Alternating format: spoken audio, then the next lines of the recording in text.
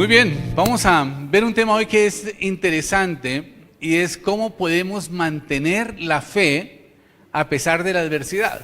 ¿Alguno ha pasado una situación de prueba difícil? Y como que la fe flaquea en esos momentos, ¿no es cierto? Como que decimos, oiga, ¿qué me pasa?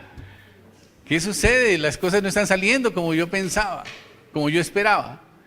Y empieza uno a flaquear un poquito en la fe. Empieza uno a considerar si realmente a lo mejor no se está volviendo muy fanático, ¿verdad? Y está cegando sus ojos hacia algunas posibilidades, ¿no es cierto? Pero realmente, dice la palabra de Dios en Eclesiastés 3:11, Dios hace todo bien y a tiempo. Dios hace todo bien y a tiempo. La gente a veces no entiende qué es lo que está haciendo el Señor. Y muchas veces nosotros nos quejamos delante de Dios porque hay ciertas cosas que nosotros estamos viviendo y que no sería lo que esperaríamos vivir. Serían situaciones que fueran muy difíciles, situaciones que quizás no son concluyentes con lo que nosotros hemos pensado, con lo que hemos orado, con lo que hemos esperado, pero tenemos que saber que Dios es soberano y Él sabe exactamente lo que está haciendo en nuestras vidas. ¿Cuántos lo creen? Amén. De tal manera que tenemos que, ante todo, ser humildes y reconocer que Dios es soberano. Amén. Porque es que a veces nos han enseñado que nosotros tenemos que reclamar las bendiciones, ¿no es cierto? Y entonces, como somos hijos del rey, tenemos derecho de vivir como hijos de reyes. Con los mejores carros, las mejores casas, las mejores becas, las mejores amistades, las mejores relaciones, etc. Pero a veces no es la situación así. Y entonces nos cuestionamos. ¿Pero por qué razón? Porque es que tenemos mala información. Ahora, lo cierto del caso es que Dios tiene planes de bien y no de mal para nuestras vidas. ¿Cuántos lo creen? Amén. Dios tiene planes buenos, Dios es bueno y Él planifica bien para nosotros. Y hay algunas circunstancias que el Señor nos permite vivir con un propósito. Y ese propósito principalmente es moldear nuestro carácter. Nosotros durante muchos años hemos desarrollado una gran cantidad de defectos de carácter que nos llevan a manejar las cosas de acuerdo como nosotros hemos definido hacerlo. No exactamente como dice la palabra de Dios que debiéramos hacerlo. Y por esta razón, a veces nos sentimos frustrados y pensamos que realmente no estamos siendo escuchados por Dios. Y pensamos que quizás Dios escuchaba a Abraham, que escuchaba a Moisés, que escuchaba a Isaac, que escuchaba a David, pero a Miguel sí no lo escucha, y a Eduardo tampoco, y a Fernando menos, ¿verdad? Pero no es así. Dios es un Dios real y Él está presente en todas partes. Dice en la palabra de Dios que el que se acerque a Dios, crea que le halla y que Él es galardonador de los que le buscan. Así pues que cuando estemos en una situación difícil, tenemos que ir a Dios, y buscar de Él. Y Él tiene una recompensa para nosotros. Cuando usted esté preocupado, esté angustiado por algún problema, lo único que tiene que hacer es postrarse e ir delante de la presencia de Dios. Y Él le tiene ya un regalito. El Señor nos consiente. Y el Señor quiere que nosotros vayamos a su presencia. Y Él es tan bueno que siempre que nosotros vamos a Él, Él tiene un galardón para nuestra vida. Él tiene un regalo para nosotros. Por eso dice la palabra de Dios, por nada estéis afanosos, sino sean conocidas vuestras peticiones delante de Dios en toda oración y súplica, con acción de gracias, y la paz de Dios, que sobrepasa todo entendimiento, guardará vuestros pensamientos y vuestros corazones en Cristo Jesús. Amén. Así pues que la estrategia de la oración es algo que debe estar siempre en nuestras vidas. Nosotros tenemos que estar siempre dispuestos a buscar a Dios, porque esto va a traer bendición para nuestras vidas. Nos va a traer tranquilidad, va a traer paz a nuestra alma, a nuestro corazón. Y cuando nosotros lo hacemos, estamos empezando a recibir bendiciones de Dios, galardones que Dios tiene para nuestra vida. ¿Cómo seguir creyendo mientras esperamos en Dios? Circunstancias en nuestra vida que son supremamente difíciles. Y cada vez lo vemos más oscuro y como que lo vemos peor.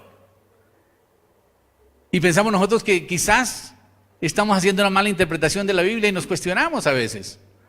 Y pensamos, no, quizás esa promesa no fue para mí, a lo mejor yo estoy tomando las cosas muy a pecho, estoy pensando que esa promesa de bendiciones para mi vida, pero eso realmente fue para Moisés, eso fue para Abraham, eso fue para Isaac, eso fue para David. Pero créame que la palabra de Dios es viva y siempre es aplicable a nuestras vidas y a nuestras circunstancias. Amén. De tal manera que no debemos desfallecer en esos momentos. Quiero invitarlos a que miremos en el libro de Romanos, capítulo 4, versículos del 17 en adelante. Dice, como está escrito, te he puesto por padre de muchas naciones. Esta promesa se la dio el Señor ¿a quién? A Abraham. Yo me ponía a hacer cuentas, ¿realmente una persona puede ser padre de muchas naciones? Y realmente sí, es muy sencillo. Y estuve haciendo cuentas anoche, ¿no? Y las cuentas me daban lo siguiente. Una generación más o menos es como de unos 20 años. O sea, a los 20 años ya la persona, por lo menos en ese tiempo, ya estaba en edad de casarse y en edad de procrear. Y normalmente la cantidad de hijos que tenían eran 10, 15 hijos, ¿verdad? Si hubieran vivido en esta época, habría sido un poco más difícil hacer de una persona una nación, ¿no? Pero el Señor hizo de Abraham muchas naciones. Y si Abraham tenía, bueno, él tuvo un par de hijos nada más, ¿no es cierto? Pero sus descendencias tuvieron más hijos. De hecho, Isaac tuvo 12, Jacob, ¿no? Y de ahí salieron las 12 tribus de Israel. Y de ahí viene todo el pueblo de Israel. Y por el otro lado, Ismael también tuvo muchos hijos y ahí salieron 12 reinos también. De tal manera que la palabra de Dios se cumplió. Ellos cumplieron con el mandato cultural de tener hijos y tratar de llenar la tierra. Ese principio en nuestro tiempo está siendo revaluado y pensamos que ya somos demasiados, que la tierra está sobrepoblada y que ya no va a ser posible que nazca uno más porque no hay espacio. Y esta es una absoluta mentira. Toda la gente de este mundo cabe en el estado de Texas.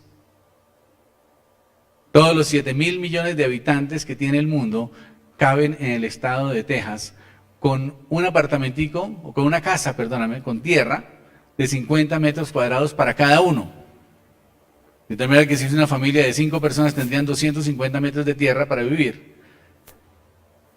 No es que estamos sobrepoblados, realmente el mundo no está sobrepoblado. Las ciudades están sobrepobladas, pero los terrenos están desérticos, están abandonados. Y es suficiente salir a media hora de Bogotá y encontramos una cantidad de campos que están cultivando pasto para las vacas, si acaso. No estamos haciendo un aprovechamiento intensivo de la tierra tampoco. No estamos sembrando, no estamos cultivando, no estamos cumpliendo con ese mandato cultural que el Señor nos dio de cuidar y de labrar la tierra, sino que la dejamos ahí, que crezca el pasto y mandamos a las vacas a que coman y después matamos a las vacas para comer nosotros. Y por lo tanto eso no es muy eficiente.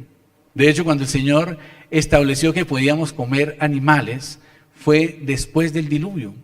Antes del diluvio, no hay evidencia en la Biblia que diga que nosotros podemos matar para comer. Es curioso.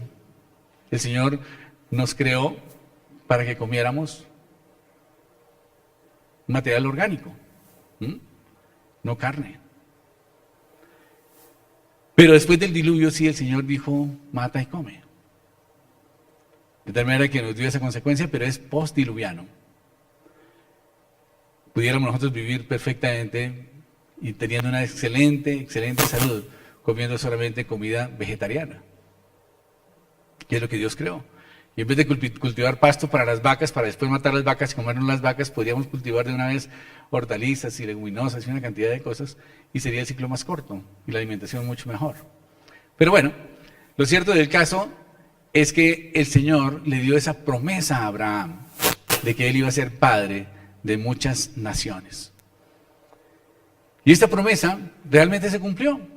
Y ahí en Romanos 4:17 nos está confirmando. Dice, como está escrito, te he puesto por padre de muchas naciones. Y lo es delante de Dios a quien creyó. ¿Quién creyó? Abraham creyó. Dice, el cual da vida a los muertos y llama a las cosas que no son como si fueran. Amén. Llamar a las cosas que no son como si fueran es verbalizar las promesas que el Señor nos ha dado. Amén. Entonces el Señor dijo que Él sería padre de muchas naciones, entonces Él lo va a creer y va a manifestarlo. Pero qué difícil la situación de Abraham, imagínense ustedes, cuando en el pueblo ya tenía 75 años, y ¿cómo se llama esto? Yo me llamo Abraham, ¿verdad? Pero el Señor le cambió nombre y le dijo, te llamarás Abraham, que Abraham significa padre de muchas naciones. Y cuando él le comenta a la sociedad que el Señor le cambió de nombre, que ahora se llama padre de muchas naciones, la primera pregunta que le van a hacer es, bueno, ¿y cuántos hijos tienes? ¿Verdad? No, tengo una promesa del Señor. Y ya tengo 75 años. Y mi mujer es una anciana. Pero tengo la promesa del Señor. Pues difícil, ¿no? Una situación difícil para Abraham. Y además tuvo que esperar de los 75 años hasta los 99 años que se cumplió la promesa. O sea que fueron 24 años en donde él estuvo proclamando la promesa para su vida y no había resultados. Bueno, claro que él tenía una mujer muy inteligente y era una ayuda idónea. Y esa ayuda se le ocurrió algo, una idea brillante, ¿verdad? Y esa idea brillante fue, yo tengo a Agar es mi criada, y como ella me pertenece, todo lo de ella también me pertenece. Por lo tanto, si tú tienes un hijo con ella, ese hijo va a ser mío, porque es mi esclava. Así que, pues, ingeniemos la forma de poder solucionar el problema y cuando nazca el niño yo lo voy a recibir en mi regazo y va a ser como si fuera mío. Y a Abraham le pareció una idea genial. Eres mi ayuda idónea. No sabía que tenías tanta sabiduría. Y decidió no esperar más. Y coger un atajo, ¿verdad? A veces nos pasa lo mismo. A veces en situaciones difíciles nosotros tomamos atajos y nos salimos de la voluntad de Dios. Y esos atajos traen consecuencias supremamente graves para nuestra vida, para nuestra descendencia, para nuestros hijos. Fíjense ustedes el problema tan grave que sucedió con esta decisión de Abraham. No cesan las guerras entre esas dos familias, entre los descendientes de Ismael y los descendientes de Isaac. Y ese es el gran riesgo de la Tercera Guerra Mundial. La disputa que hay entre los dos. Y todo el problema es porque ambos están diciendo es que yo soy el primogénito. Y realmente los árabes tienen razón porque el primogénito de Abraham fue Ismael. Y como ellos dicen, Abraham, cuando el Señor le pidió su hijo, no llevó el que tenía que llevar.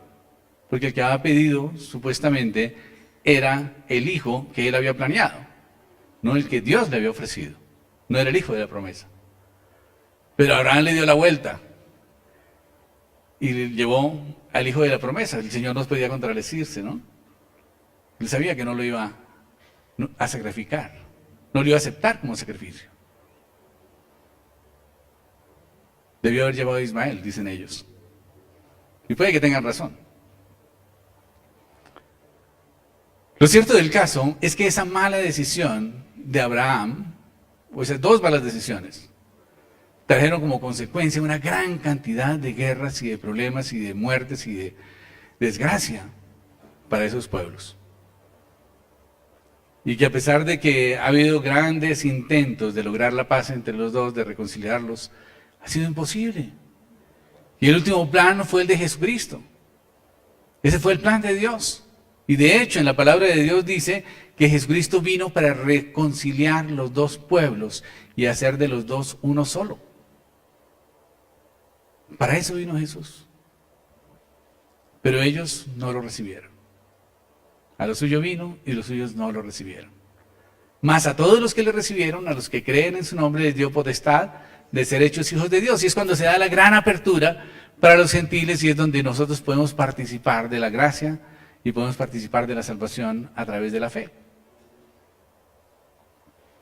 Pero realmente esos errores que nosotros cometemos cuando nos desesperamos en el tiempo de la prueba traen consecuencias supremamente graves.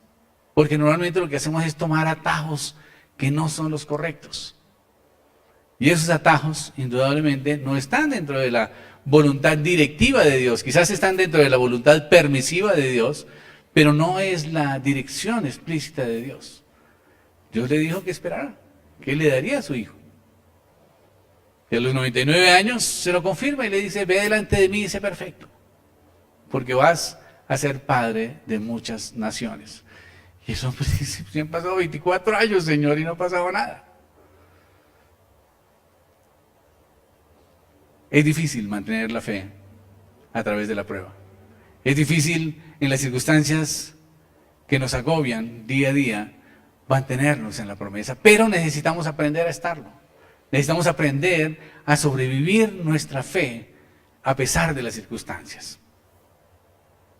Dice, él creyó en esperanza contra esperanza para llegar a ser padre de muchas naciones conforme a lo que le había dicho, así será tu descendencia como las estrellas del mar, las estrellas de los cielos. Y su fe no se debilitó al considerar su cuerpo que estaba ya como muerto, siendo casi de 100 años. O la esterilidad de la matriz de Sara. La fe de él no se debilitó. Él supo que Dios podía hacer algo. Dios podía hacer un milagro. Dice, tampoco dudó por incredulidad de la promesa de Dios, sino que se fortaleció por la fe, dando gloria a Dios. ¿Qué tenemos que hacer nosotros entonces? Fortalecernos en la fe y darle gloria a Dios.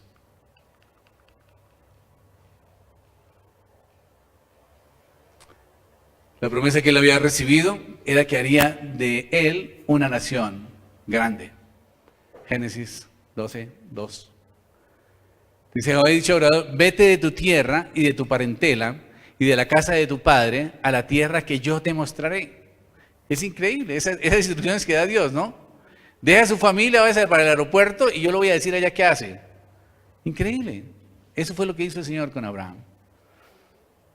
Dice, y haré de ti una nación grande y te bendeciré y engrandeceré tu nombre y serás bendición.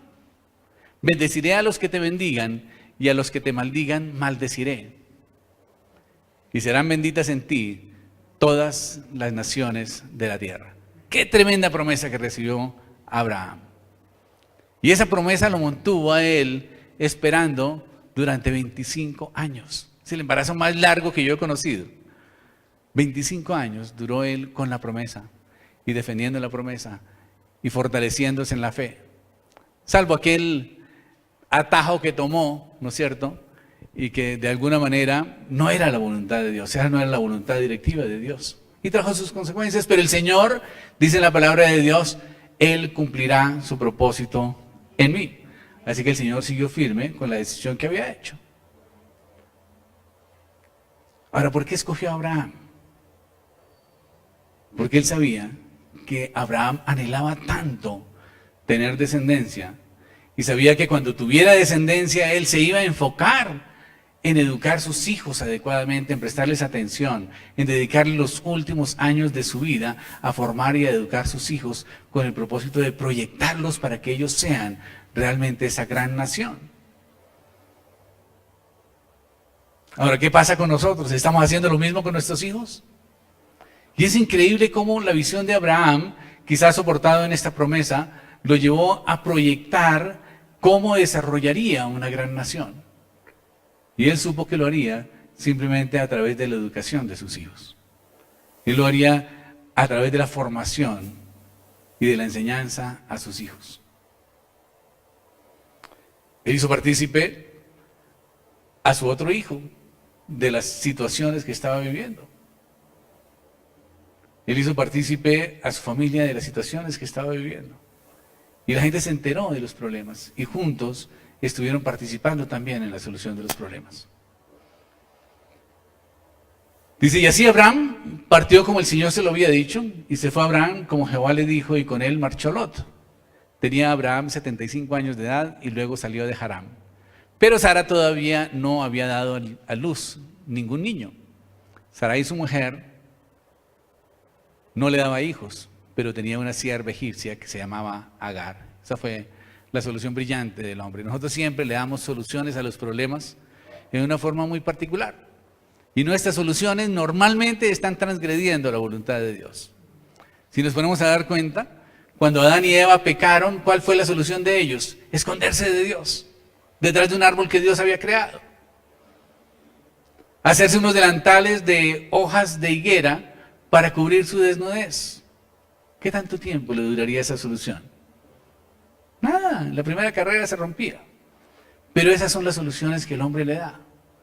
Abraham tiene una promesa de que va a ser padre de muchas naciones, y ellos esperan un tiempo y Sara se da cuenta de que no hay caso con ella ya, y decide tomar una decisión y dar una solución al problema. Y siempre tratamos de darle soluciones a los problemas, pero no a la manera de Dios, sino a la manera del hombre, indudablemente. Abraham tenía 99 años de edad cuando se le apareció Jehová y le dijo, yo soy el Dios Todopoderoso, anda delante de mí y sé perfecto. Y luego, pasado el tiempo, le dice, coge a tu hijo y ofrécemelo, sacrifícalo. Entonces vemos que la fe tiene diferentes etapas. Primero que todo tenemos una promesa, tenemos como un sueño, ¿verdad? Después tenemos un tiempo que es una dilación. Se nos demora tiempo el cumplimiento de la promesa. Después de eso, de la dilación y que no sabemos qué va a pasar, viene un camino que es sin salida, como que la cosa se empeora. Porque finalmente el Señor le pide en sacrificio a su hijo. Y entonces, si voy a sacrificarlo, ¿de dónde voy a sacar una gran nación? Y así nos pasa muchas veces. Estamos en nuestra vida, nos acogemos de una promesa del Señor y empezamos a caminar en la promesa y esperar en la promesa, pero hay un tiempo de dilación donde el Señor está esperando nuestro arrepentimiento. Dice la palabra de Dios, el Señor no retarda su promesa como algunos lo tienen por tardanza, sino que Él es paciente para con todos a fin de que nadie se pierda, sino que todos procedan al arrepentimiento. Cuando el Señor nos da una promesa, es una promesa que es una decisión que Dios ya ha hecho. Pero si hay algo en nuestra vida que debemos cambiar, el Señor nos va a motivar para que cambiemos. Pero muchas veces nosotros nos quedamos con ese defecto de carácter y decidimos no cambiar, pero sí estamos esperando la promesa de Dios. El Señor ha prometido prosperidad, ha prometido bendición, pero Él quiere cambiar nuestros corazones. Él quiere que perdonemos, Él quiere que saquemos el rencor, que saquemos toda esa basura emocional que vamos acumulando día a día en nuestro corazón por las ofensas recibidas, por el dolor recibido, por los traumas, por las situaciones que de alguna manera cada día tenemos que lidiar y que nos afectan, indudablemente nos afectan. Y entonces desarrollamos unos defectos de carácter con el propósito de defendernos dentro de esta jungla de pecadores y nos salimos de la voluntad de Dios. Y no estamos dentro de la voluntad directiva de Dios. Y decimos, bueno, todo pero menos perdonar a mi hermano, todo menos tal cosa, ¿no es cierto? Entonces, Señor, prepárame y ayúdame a perdonarlo cuando sea tu tiempo. El tiempo es hoy. Y el Señor tiene sus promesas y nos ha dado sus promesas, pero esas promesas no van a llegar hasta que nosotros no nos arrepintamos. El Señor no retarda su promesa, tengan en cuenta ese texto. El Señor no retarda su promesa como algunos lo tienen por tardanza, sino que Él es paciente para con todos, a fin de que nadie se pierda y todos procedan al arrepentimiento. La promesa de Dios siempre estará ahí. Pero el Señor necesita que nosotros nos revisemos y cambiemos la actitud de nuestro corazón, que cambiemos ciertas cosas y cambiemos y dejemos ciertos defectos de carácter que han estado funcionando en nuestra vida y que nosotros hemos desarrollado, como el manejo de la ira, como el manejo del enojo, como la maledicencia, por ejemplo, como el buscar atajos para solucionar los problemas. Y tenemos que arrepentirnos y cambiar y buscar cuál es la voluntad perfecta de Dios. Por eso dice la palabra, no os conforméis a este siglo, sino transformaos por medio de la renovación de vuestro entendimiento para que sepáis cuál es la voluntad de Dios, agradable y perfecta. Tenemos que estar preocupados por eso y ocupados en eso, en saber cuál es la voluntad de Dios, agradable y perfecta. Tiene que tener las dos condiciones, ser agradable y ser perfecta. Pero eso lo vamos a encontrar ¿cómo? A través de escudriñar las Escrituras, a través de leer la palabra de Dios, a través de que el Señor nos ministre y nos muestre realmente cuál es el camino que nosotros debamos andar y que podamos tomar la decisión de estar andando delante de Dios en perfección. Anda delante de mí y sé perfecto, le dijo el Señor a Abraham. Pero viene después de que viene la situación sin salida. Entonces es cuando el Señor trae la liberación. Y es cuando se aparece el carnero que estaba ahí enredado en una zarza y el Señor le dice, alto Abraham, no mates a tu hijo. Y es la solución final. El Señor siempre tiene una solución buena para nosotros. Y el Señor siempre quiere bendecirnos. Y quizás tenemos que llegar hasta el extremo, porque Él necesita conocer nuestro corazón. Quizás necesitamos pasar por esos tiempos difíciles en donde tenemos que quebrar nuestro corazón, nuestro orgullo y morir a nosotros mismos, morir a nuestras pasiones, a nuestros deseos, a nuestros planes, para que Dios sea glorificado. Y finalmente aparece entonces esta oveja. Dice, yo os he proveído un cordero. El Señor nos da siempre la provisión. El Señor nunca nos deja en la mitad del camino. Si no ha terminado todavía el proceso es porque hay algo en nuestra vida que tenemos que cambiar. Hay algo en lo cual nosotros tenemos que reflexionar. Hay algún área de nuestra vida que el Señor quiere tratar con ella y que nosotros quizás la hemos protegido tanto y la tenemos como intocable y no queremos cambiarla. Pero mientras no lo hagamos, la promesa va a seguir siendo promesa. Y cuando nosotros lo hacemos, estamos cortando ese tiempo de esa famosa leve tribulación momentánea que acarreará un cada vez más grande y eterno peso de gloria. Amén. Así pues que cada vez que tengamos una situación difícil, sepamos que Dios tiene un plan y un propósito con eso. Y ese propósito tenemos que entenderlo y tenemos que saberlo y tenemos que conocerlo a través de la palabra de Dios. Tenemos que escudriñar las Escrituras, saber qué es lo que el Señor quiere. Y cuando sepamos qué es lo que el Señor quiere, tenemos que diligentemente empezar a trabajar en ese sentido. Y entonces el Señor, ¿qué va a hacer? Va a proveer el cordero, nos va a dar la solución al problema. Recordemos que Dios crea todo de la nada. De la nada Dios crea todo. Así pues que, así le parezca imposible, créame que para Dios sí es posible. Dios puede hacerlo. Para Dios es posible. Y si contamos con Dios, contamos con la solución. ¿Y qué es lo que hace que se mueva el corazón de Dios? Nuestro dolor, nuestro sufrimiento, nuestra angustia, nuestra desesperación, nuestra oración. ¿Nuestra oración hace mover el corazón de Dios? No.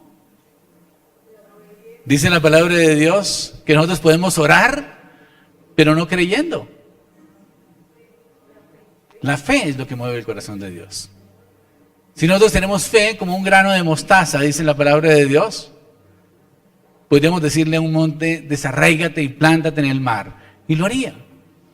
Y cuando se refiere a eso, se refiere a que nosotros tenemos que entender cuál es la esencia de la fe. Y la esencia de la fe es que tiene la capacidad de generar vida, de crear cosas. ¿Qué es lo que hace una semilla? Una semilla es una bolita, una pepita chiquitita. Pero cuando uno la siembra y la pone en contacto con su elemento, con la tierra, empieza a generar una reacción en cadena que va multiplicando las células y de inmediato empieza a generar vida. Y no solamente se multiplican más semillas, no. Crece un árbol frondoso donde pueden habitar las aves del campo, produce flores. Y produce muchas semillas, y cada semilla tiene el mismo potencial de producir otro árbol igual. Así cuando estamos hablando de fe, no tenemos que mirar la semillita del árbol, tenemos que mirar el bosque que se produce detrás de esa semilla. Esa potencialidad tan grande que tiene la semilla debe ser la potencialidad de nuestra fe.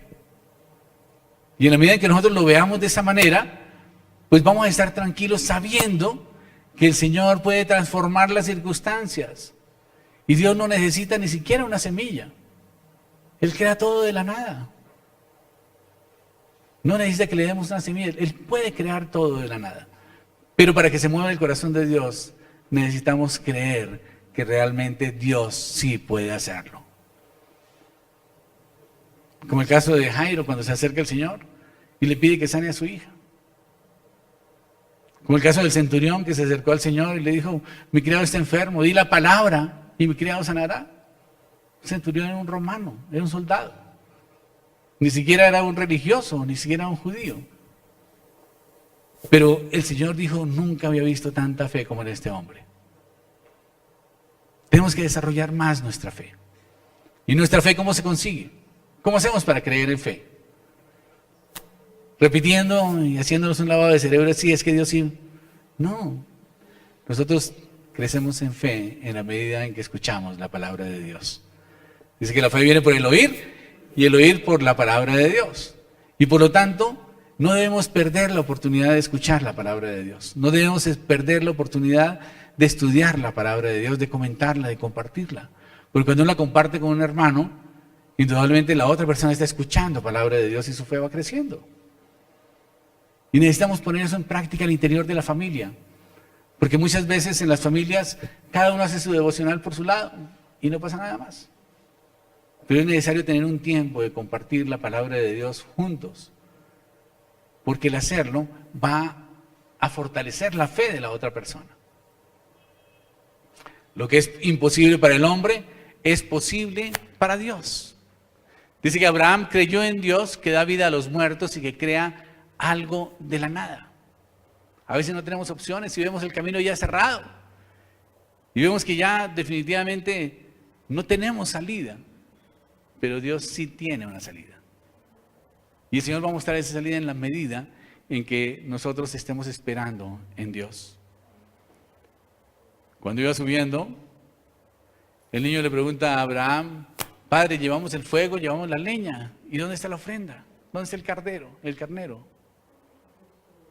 Y él dijo, tranquilo hijo, Dios proveerá. Y Dios proveyó. Amén.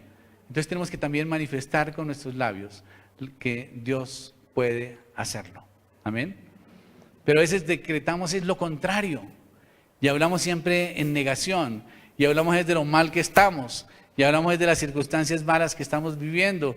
Y estamos mirando es todo lo negativo. Y no estamos viendo cuál es el propósito que Dios tiene con esa situación negativa que estamos viviendo. Y créame que el Señor no es sádico. Él no nos pone a sufrir para gozarse. El Señor pone las pruebas para cambiar nuestro carácter, para moldear nuestro carácter. Por lo tanto, es una obra buena de parte de Dios. Él necesita que nosotros cambiemos nuestro carácter, que limpiemos nuestro corazón, que seamos realmente vasos útiles para su obra. Amén. Tenemos que multiplicar la fe en nuestra vida. Y tenemos que enseñarle a nuestros hijos a multiplicar su fe.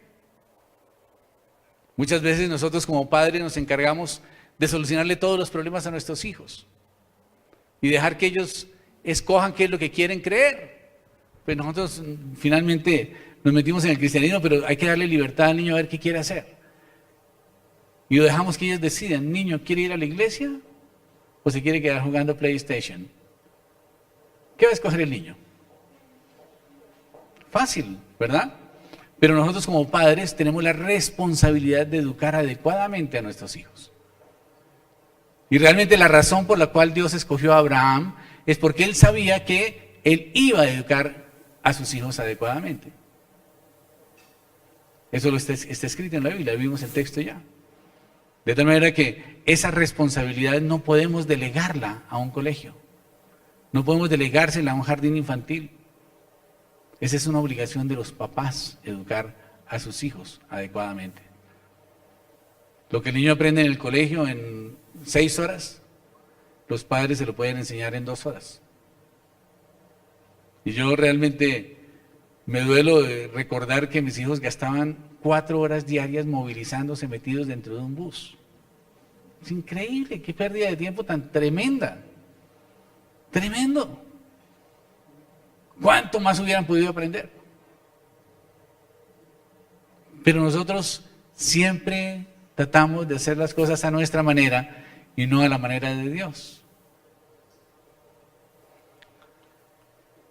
Tenemos que multiplicar el conocimiento. El conocimiento es algo que el Señor nos dio. Y tenemos que multiplicarlo en nuestros hijos. Y tenemos que ver que nuestros hijos tengan la oportunidad de crecer en conocimiento. La época de la Reforma fue supremamente importante porque hubo una reingeniería, digamos, en la interpretación de la palabra de Dios y entendimos que el Señor nos daba a los cristianos sabiduría para crear cosas nuevas. Y es cuando empiezan a hacer una gran cantidad de científicos y empiezan a multiplicarse el conocimiento de una forma muy progresiva y muy agresiva por la disciplina del estudio. Y vemos una gran cantidad de ejemplos de personas que hicieron grandes descubrimientos y que eran cristianos, tenían la disciplina de ser educados por sus padres. Si su padre no tenía mucho conocimiento en algún área, le contrataba un tutor para que viniera y le enseñara sobre esto. Y la ciencia se multiplicó. Se fundaron las principales universidades desde las iglesias cristianas. 106 de 110 universidades que se fundaron en Estados Unidos hasta el año 50 eran cristianas. Entre ellas Harvard. Pero entró la moda de que vamos a dejar que la academia enseñe y forme a nuestros hijos, y el secularismo y la izquierda entró y tomó control de la academia. Y finalmente entregamos a nuestros hijos para que nos devuelvan como enemigos nuestros, para que pierdan la visión que Dios nos da como familia. Dios quiere que cada uno de nosotros seamos una gran nación. Dios quiere que cada uno de nosotros seamos una familia importante, que se haga cargo de la salud de sus miembros de la familia, de la educación de sus descendientes, que multipliquen la riqueza que Dios nos da. Pero la práctica que hacemos es que nosotros partimos de cero, trabajamos, construimos un patrimonio, construimos una empresa, y cuando nuestros hijos están grandes, los ponemos aquí, ellos eligen: ¿tú qué quieres hacer? No, yo quiero estudiar danza, o quiero estudiar artes, o quiero estudiar, bueno, está bien, estúdielo, pero métase también en la empresa, y ese es el patrimonio de la familia, desarróllelo, multiplíquelo. Y cuando nosotros logramos educar a nuestros hijos de tal manera que ellos se interesen en nuestros negocios y en nuestro patrimonio, pues el punto de partida de ellos va a ser mucho más alto que el nuestro. Y por lo tanto lo que ellos pueden hacer va a ser mucho más grande de lo que nosotros pudimos hacer. Y por eso es que vemos las grandes multinacionales, que muchas de ellas son multinacionales de familias. Y ustedes lo han visto en Europa y en Estados Unidos. La Ford es una empresa familiar, pero todo el mundo se involucró en el tema y todavía los descendientes de Ford siguen manejando su empresa. Y así mismo con muchas otras empresas. Tenemos que tratar de visualizar la bendición generacional que el Señor tiene para nuestras familias. Y tenemos que proyectar que todo ese esfuerzo que hicieron nuestros padres no se quede ahí. Pero normalmente lo que hacemos es que malbaratamos lo que nuestros padres nos dejaron. Lo feriamos y cada uno coja su dinero y mire a ver qué hace con él. Y alguno dice: bueno, está bien, yo voy a invertir en este negocio que me gusta más. Y el otro va a empezar de cero en otro negocio, y el otro va a decir: no, yo voy a viajar por el mundo, y se acabó el patrimonio. Tenemos que cambiar nuestra mentalidad y empezar a proyectarnos como familia y trascender a través de las generaciones. Porque esa es la bendición de Dios. Y esa es la bendición que Dios le dio a Abraham: haré de ti una nación grande y te bendeciré. Y en ti serán bendecidas todas las familias de la tierra. Y yo sé que nosotros podemos ser de bendición para muchas personas. Pero tenemos que enfocarnos en tratar de educar adecuadamente a nuestros hijos. No solamente en la fe, no solamente en el conocimiento, sino en la proyección generacional de multiplicar las riquezas. Esto es algo que es muy importante. ¿Cuántas historias hemos visto nosotros de gente que dice, uy, mi papá era dueño de, mi abuelito era dueño de, ¿no? Yo lo recuerdo, mi abuelito materno, por ejemplo, era dueño de la mitad de Sogamoso. Y mi abuelo paterno también tenía una finca enormemente grande en Tunja, hoy está todo urbanizado. ¿Y por qué? Porque cuando él murió decidieron vender la herencia. Y él tenía cultivos extensivos de trigo y de cebada, pero nadie quiso volver a sembrar, porque les pareció mejor estar en la universidad y estar en una oficina, ¿no? Y que les diga el doctor. Y perdimos la proyección de la bendición generacional. Y estamos en ese caminar diario, en donde no tenemos una proyección de bendición generacional o transgeneracional. No transgénero, no se me vayan a entender mal. Y es importante entonces que nosotros aprendamos de Abraham en ese aspecto, que aprendamos a educar bien a nuestros hijos y que logremos hacer una proyección que trascienda generaciones. Imagínense ustedes la visión de Abraham, que iba a ser padre de muchas naciones, de muchas naciones. ¿Cuánta gente era? Y tendría que haberlos tenido todos educados de tal manera que todos pensaran en el mismo propósito. Y realmente lo lograron. Y es impresionante, pero estaba yo haciendo cuentas, y si una familia tiene 5 hijos, y así sus generaciones, a los 100 años van a ser 1 millón de personas. Es increíble. Y si tuvieran 7, serían como 12 millones. Y si tuvieran de 10 hijos como tuvo mi papá, serían como 25 millones. Mi papá y mamá. De tal manera que el diablo nos ha metido la idea de que nosotros no podemos cumplir con el mandato cultural y que con 1 o 2 hijos máximo es suficiente. Y las familias de más de 3 o de 4 hijos, uy, son bichos raros. Y claro, ¿por qué? Porque es que nuestro esquema nos está llevando a trabajar para que los demás cumplan la función que nosotros debemos cumplir como padres. Y tenemos que pagarles unas sumas de dinero exorbitantes para que ellos hagan lo que nosotros haríamos con mayor capacidad, con mayor autoridad y con mayor solvencia. Necesitamos buscar las herramientas adecuadas nada más para poderlo hacer. Pero pagamos 2 millones de pesos mensuales para que le enseñen a nuestra hija a leer o a nuestro hijo a leer. Y claro, le enseñan a leer. Pero aparte de eso, le enseñan una gran cantidad de cosas que nosotros no estamos interesados en que les enseñen. Le enseñan, ¿realmente usted es una niña? ¿No será que usted es un niño en un cuerpo de una niña? Porque usted es como medio brusquita, ¿no? O le dicen al niño, oye, ¿estás seguro de que tú no eres una niña? Ay, ¿no te gustaría ponerte colorete y uñas pintadas? Y les pasan películas de un par de príncipes, como la de Disney, de un par de príncipes besándose. Y entonces los niños juegan al príncipe también. Ellos imitan, son esponjitas, que van captando todo. Y la estrategia de la famosa diversidad de género, la ideología de género, está empezando allí en los jardines infantiles. Y lo hemos visto desde el alcalde de Petro y desde antes, que la alcaldía hacía eventos con transexuales para los niños de kinder. Es perverso.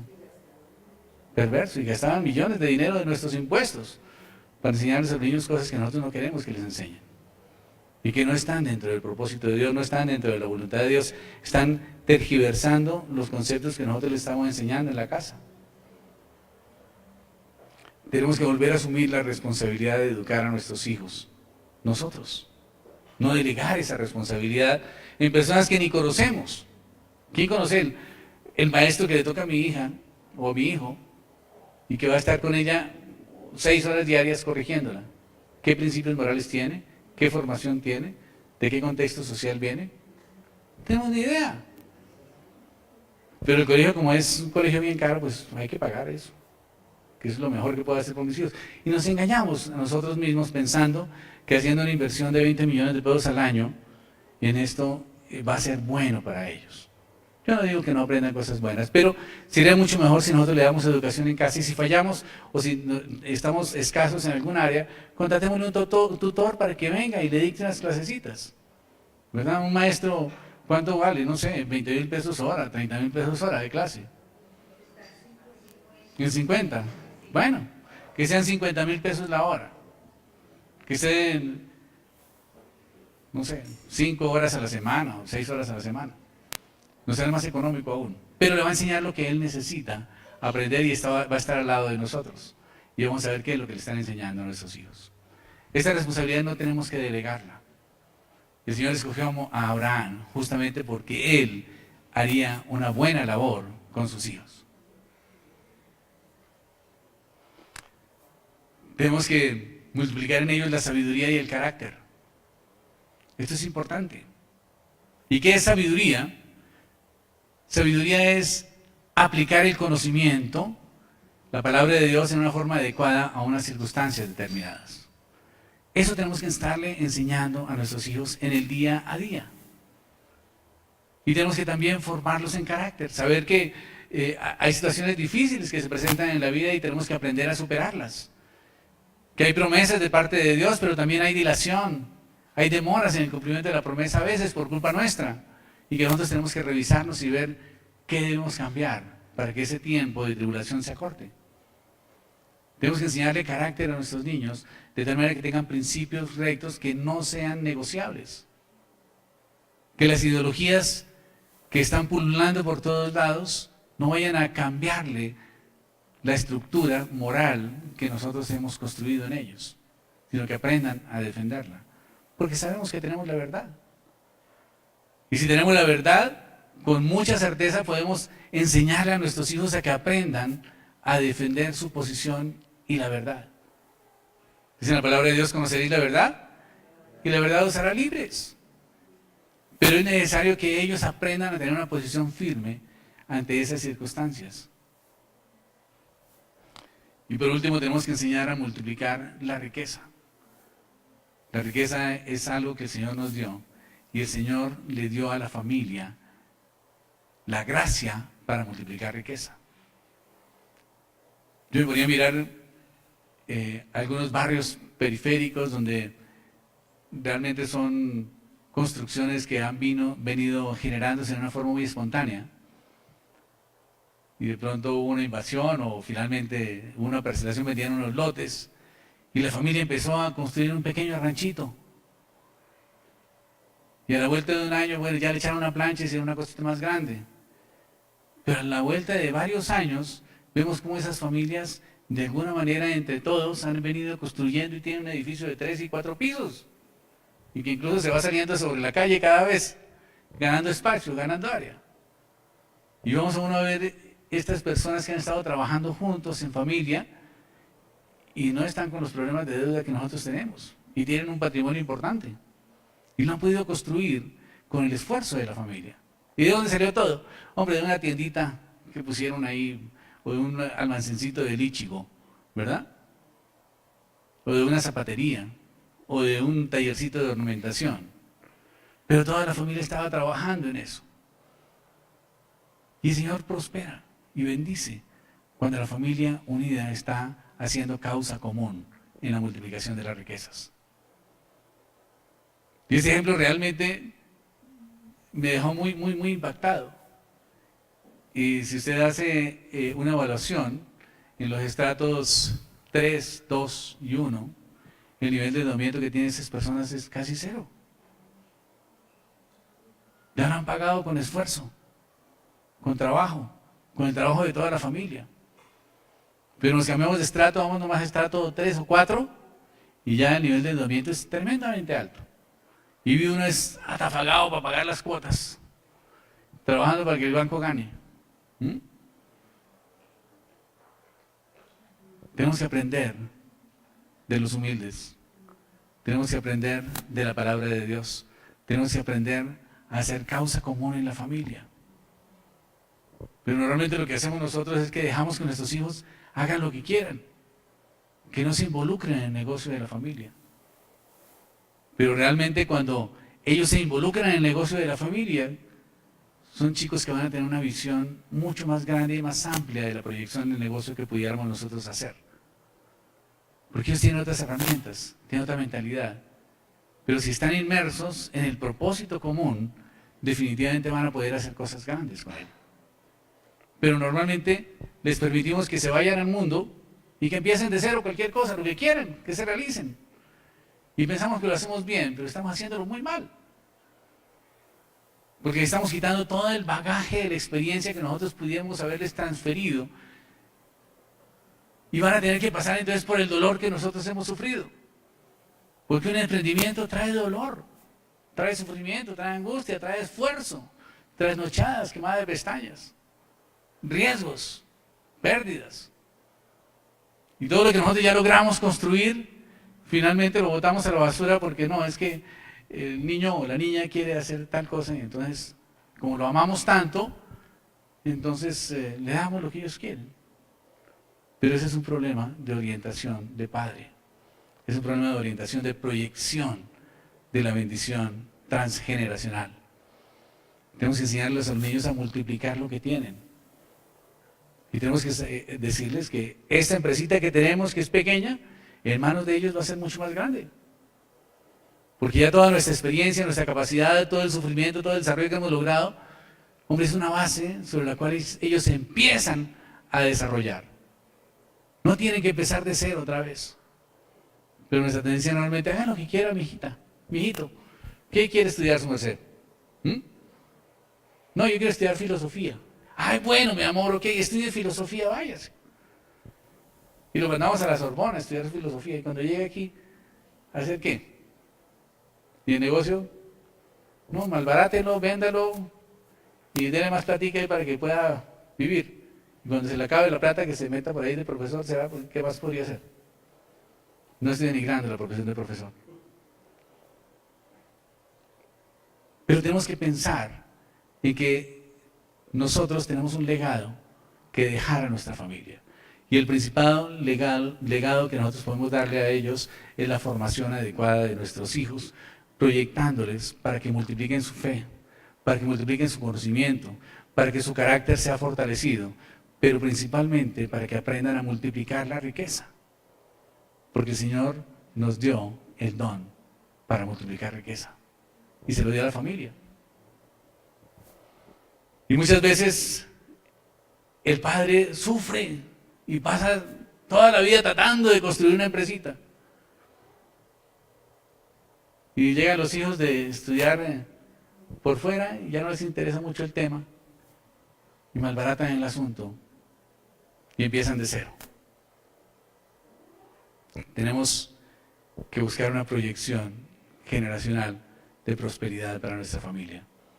Y yo sé que el Señor va a poder hacer de cada uno de nosotros una nación, una familia grande, una familia poderosa. Pero para eso tenemos que tener temor de Dios y no salirnos por atajos, como lo hizo Abraham con Agar. Y tenemos que procurar que esas bendiciones que Dios tiene para nuestra vida y para nuestra familia realmente se materialicen a través de la educación que nosotros le demos a nuestros hijos. Por eso dice la palabra de Dios: bienaventurado el hombre que teme a Jehová y en sus mandamientos se deleita en gran manera. Salmo 112:2 dice: su descendencia será poderosa en la tierra. ¿Cuántos quieren tener una descendencia poderosa? Amén. Dice: la generación de los rectos será bendita. Bienes y riquezas hay en su casa y su justicia permanece para siempre. Amén. Tenemos que proyectar nuestra familia para que nuestras familias sean familias grandes, que sean poderosas. No tengan temor por tener hijos. Eso es un engaño del diablo. La gran limitante para que nosotros podamos tener hijos es no, la educación es carísima. ¿Quién puede trabajar y ganar dinero para poder pagar esos colegios tan costosos? No necesita pagar nada. Eduque a sus hijos en casa. Y se ahorra todo el dinero que quiera.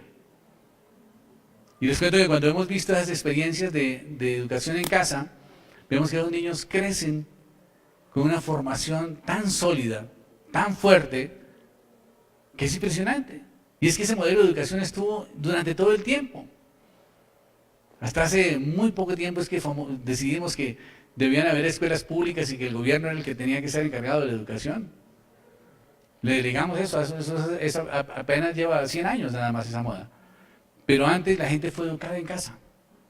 Y por eso había unas proyecciones de familias supremamente fuertes y sólidas. Y cada familia se respetaba muchísimo. Y tenía una proyección generacional importante. Yo quiero invitarlos a que reflexionemos un poco sobre eso. Y que estemos pensando cómo hacemos para poder tener más tiempo con nuestros hijos. Enseñarles todo lo que nosotros sabemos. Dice la palabra de Dios, basta al discípulo ser como su maestro. Pero nosotros no hemos sido maestros de nuestros hijos.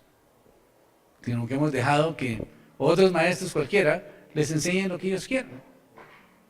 Y entonces eso nos da proyección de familia. Nos da proyección de prosperidad generacional.